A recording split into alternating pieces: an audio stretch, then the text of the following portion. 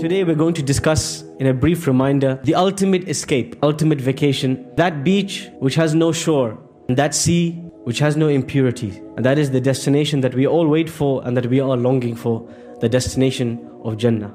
Al-Qa'a ibn Aws was asked, describe to us Jannah. He said, Fiha Rasulullah.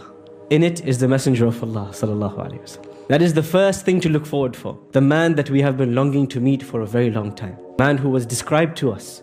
His features, his face was described to us. The way he walked was described to us. And we wish we could see him, and he's waiting on the other side of the bridge. And he's waiting with Al-Hawd. What is the Hawd? Al-Hawd, in English they translate it to mean a pond. But when you think of a pond, you think of a very small body of water with frogs in it. That's not what Al-Hawd is. The Prophet ﷺ in the Sahih Hadith describes the size of Al-Hawd as between Mecca and Yemen, not a small pond. And you have this huge ocean, and you have vessels to drink from. And these vessels, the Prophet ﷺ says, Kal Kawakib, they are like the stars in the sky. They are glittering, they are beautiful. And he says, whoever drinks from this pond, La yadhma ba'dahu abada, will never feel thirsty again. You've just made this long journey on the Sirat. So tired, you have seen people fall into Jahannam. You have seen Jahannam. That itself it's exhausting. Just to see Jahannam with your eyes is exhausting. And then you reach the other side and you see the Messenger sallallahu alaihi wasallam. And now your eyes are feeling very cool. And then you drink from the Hawd, a drink after which you will never feel thirsty again. And then you enter Jannah. And as we enter Jannah, Allah subhanahu wa ta'ala recreates us from scratch. Yu'idu siyagha, as the scholars say. Allah subhanahu wa ta'ala rebuilds the human being, every single human being, from scratch, to be the age of 33 years old, according to some ahadith. So everybody will be rebuilt from scratch. And as we enter then Jannah, there will be a tree. And this tree, the Prophet sallallahu alaihi wasallam says, Inna fil jannati shajaratan. There is a tree in Jannah that if a rider were to ride as fast as possible on a horse, it would take them 100 years just to exit the shade of this tree. And by this tree there will be rivers. And we will be dipped into these rivers. When we are dipped into this river, it will remove all of the impurities in our physical body. The sweat, the muck, the slime, the smell will all be gone. Until our sweat will become musk, perfume. And we will never urinate again. We will never pass excrement again. And then we will drink from these anhar, from these rivers. And when one drinks from it, all of the dirt inside will be removed. That is the jealousy, the hatred, the rancor, the anger will be cleaned from our hearts. Abdullah ibn Abbas radiallahu anhuma says, the only thing in common between paradise and this world are the names of things. Everything else is different. So when I say fruit, the fruit of Jannah is not like the fruit of this world. When I say women, the women of paradise are not like the women of this world. When I say men, the men of paradise are not like the men of this world. When I say palace, the palace of paradise is not like the palace of this world. The names are the same, but the reality of those things are completely different. To the extent that the Prophet ﷺ said, فِيهَا مَا لَا عَيْنٌ رَأَتْ وَلَا أُذُنٌ سَمِعَتْ وَلَا خَطَرَ عَلَى قَلْبِ بَشَرٍ. That in paradise, there are things which no eye has seen, and no ear has heard of, and has never even come across the mind of a human being. You cannot imagine. You cannot imagine what is in paradise. But the names are familiar to give you some sense of familiarity. You have to relate somehow. You need something to look forward to. So Allah subhanahu wa ta'ala uses words that you are familiar with. But what is inside there is not something that we know. There is a suspense to it. In Jannah, the believers will be in darajat, in different levels. Think of an apartment, think of a building. The CEO, the chief executive officer, the prime minister, they have the penthouse, the top of the building. And the floor workers, the factory workers are at the bottom. Allah subhanahu wa ta'ala says, وَلِكُلٍّ دَرَجَاتٌ مِّمَّا عَمِلُوا. Everyone will have a degree, a status depending on how they acted in this world. وَلِيُوَفِّيَهُمْ أَعْمَالَهُمْ وَهُمْ لَا يُظْلَمُونَ. And they will get exactly what they deserve, and they will not be reduced, they will not be oppressed in any way. But what are these darajat, these levels, and what do they look like? Are they like the floors of a building? Or are they like the economy and business class in an aeroplane? The Prophet ﷺ tells us in a hadith, إِنَّ أَهْلَ الْجَنَّةِ يَتَرَاءَوْنَ. The people of Jannah will be looking at each other from the different levels that they are at. And between every level is the distance between here and the stars that you see. Today the physicists tell us that the stars that we see are hundreds of light years away. And between each daraja, each level in paradise is this distance that you cannot even imagine.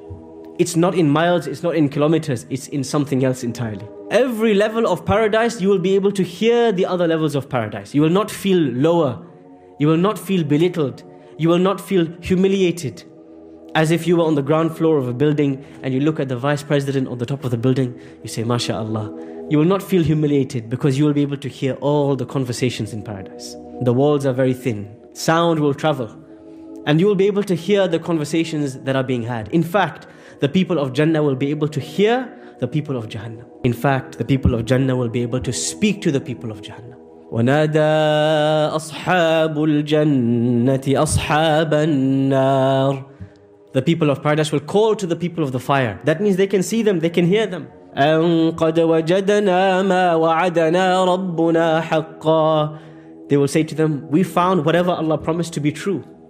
فَهَلْ وَجَدْتُم مَا وَعَدَ رَبُّكُمْ حَقًّا. They will ask them, did you find what Allah promised you to be true?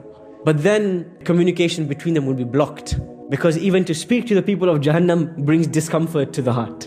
And the people of Jahannam will beg the people of paradise, just give us some water. وَنَادَى أَصْحَابُ النَّارِ أَصْحَابَ الْجَنَّةِ. They will beg them, أَنْ أَفِيضُوا عَلَيْنَا مِنَ الْمَاءِ.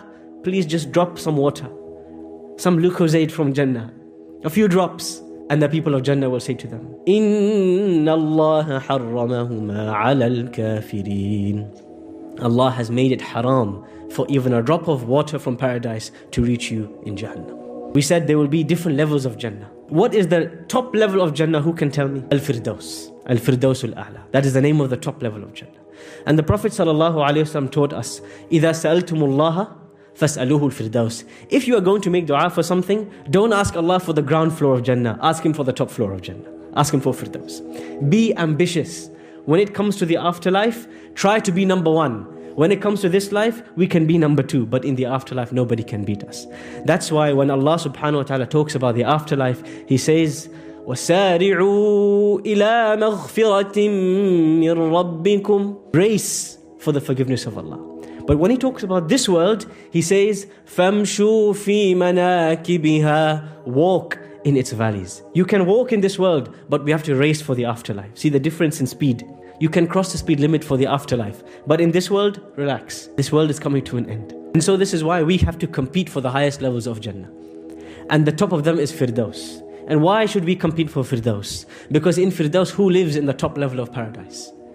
The Prophet ﷺ. And who are going to accompany the Messenger ﷺ in this top level of paradise? أُولَٰئِكَ الَّذِينَ أَنْعَمَ اللَّهُ عَلَيْهِمْ مِنَ النَّبِيِّينَ وَالصِّدِّيقِينَ وَالشُّهَدَاءِ وَالصَّالِحِينَ وَحَسُنَ أُولَٰئِكَ رَفِيقًا. In that top level of paradise will be the prophets and the Siddiqeen, those who are truly committed to Allah, and the Shuhada, those who died and lost their lives for the sake of Allah, and the Salihin, the righteous people, which can be you and can be me. We can't be Anbiya, we can't be prophets, but we can be Siddiqeen, can be committed people.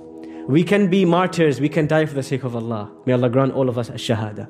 And we can be Salihin, we can be righteous people. And we can reach the levels of paradise where we are the neighbors of the messengers of Allah. Imagine that you leave your dwelling in paradise and your neighbor is Ibrahim alayhi salam. And imagine round the corner is Nuh alayhi salam. And imagine to his left is Musa alayhi salam. What conversations would you have with them? What questions would you ask them?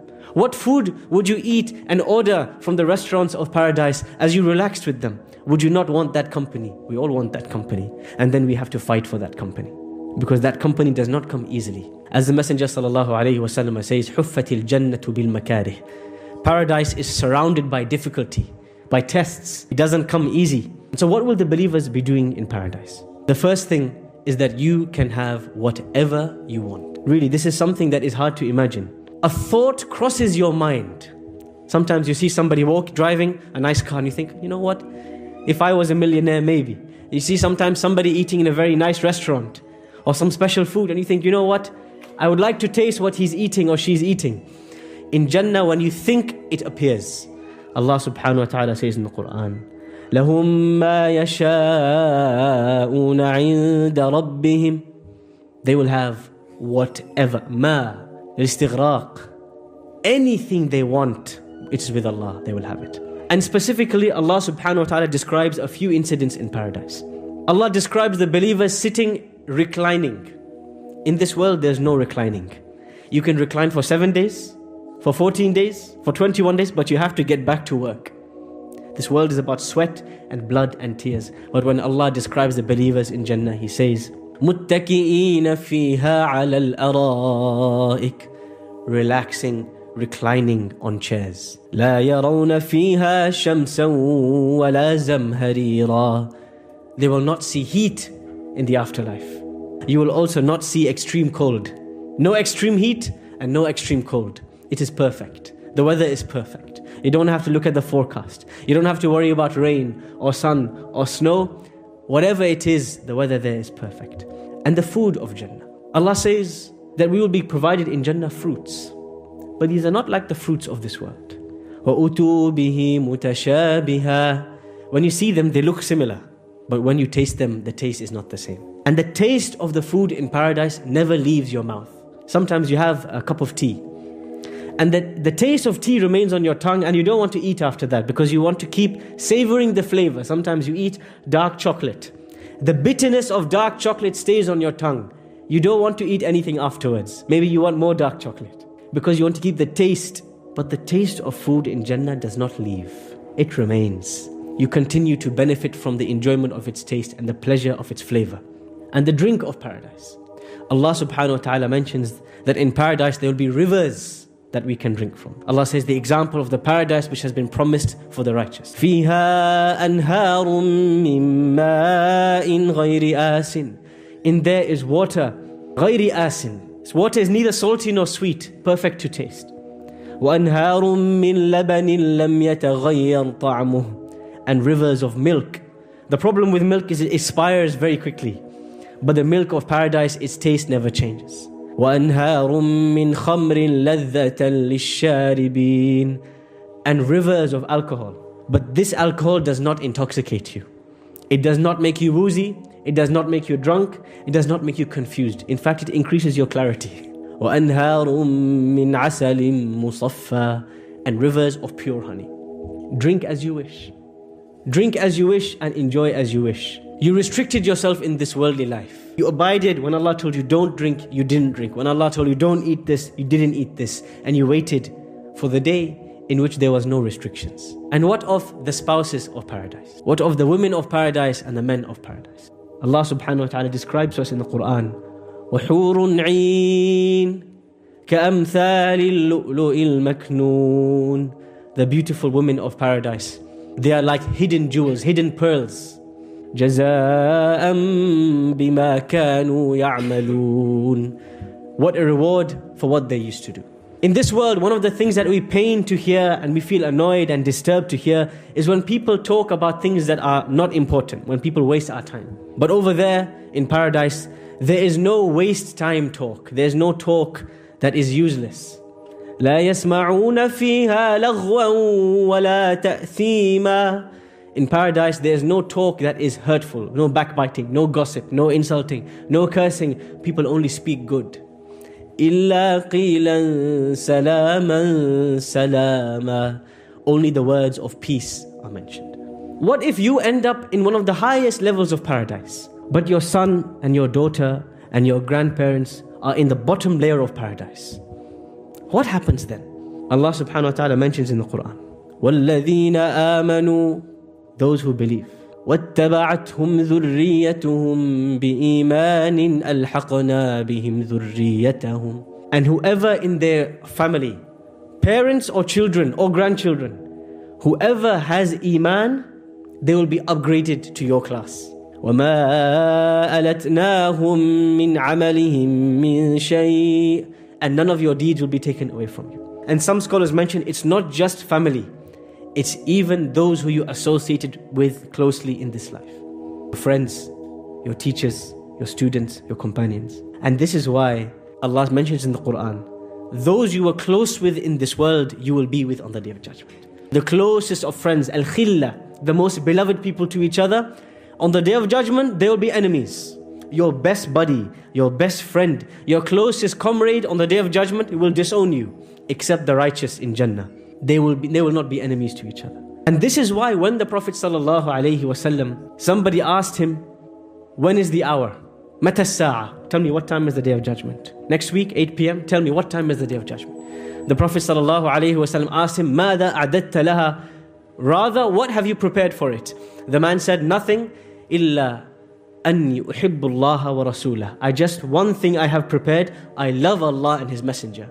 The Prophet ﷺ said, الْمَرْءُ مَعَ مَنْ أَحَبْ. You will be with the one you love. You will get upgraded with the one you love. But is that love sincere? Is that love genuine? Or is that love because of some benefit in this world? Really, who do we love? Who are the people we look up to?